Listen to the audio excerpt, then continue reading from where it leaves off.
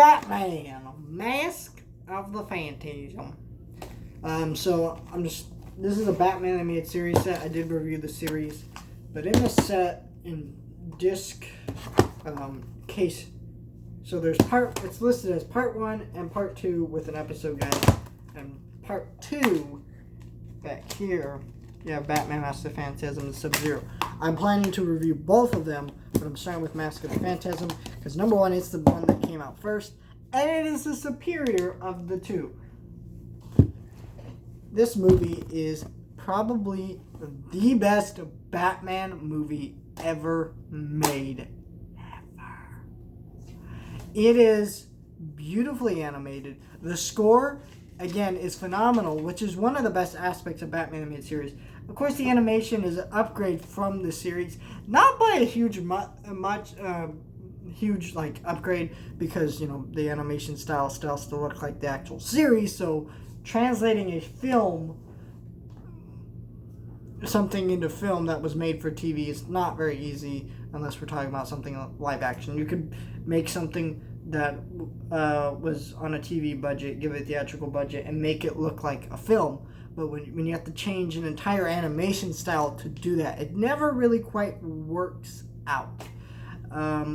Even in this, it's beautifully animated, but I can't imagine what it would have been to watch this on the big screen. I kind of would have felt cheated a little bit there.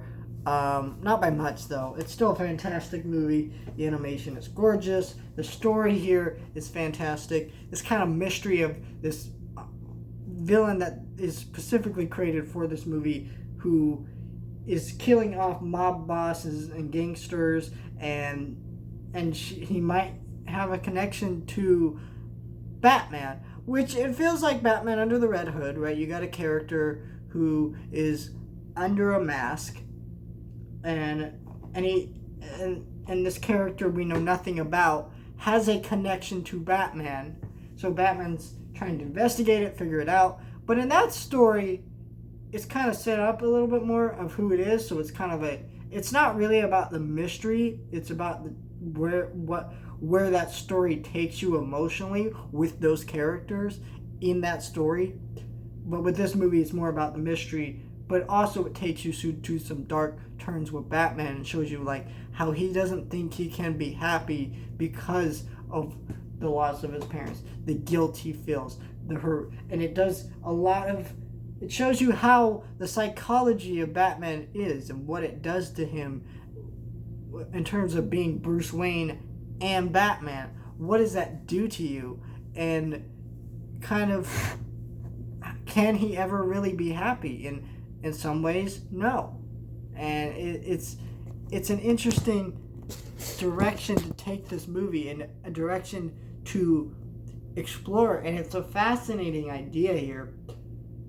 But they also put in fan favorites like the Joker, which are excellent additions into this movie and really fun to watch. And again, the voice acting here is fantastic, and some of the new characters, which I'm not going to spoil much about this movie, you just need to watch it, are great additions to this movie. And I think I'm hyped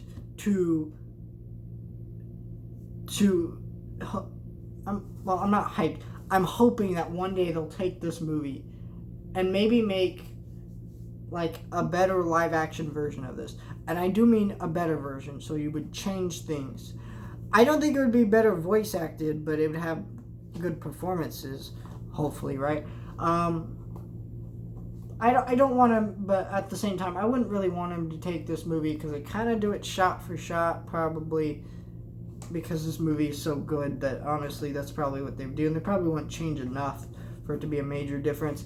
But kind of the reason why I want that to happen is so more people will be aware of Batman, the animated series, and its legacy, and this way better movie than any other Batman movies. I mean, Dark Knight's a great movie. It's extremely well made, but I don't really consider that much of what I want a Batman movie to be. There are parts of it that are this is perfect for what a Batman movie would be, but still.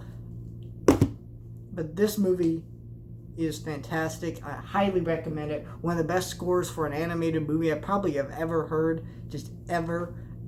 Some of the best character writing I've ever seen for an animated movie ever. Just such a fantastic movie.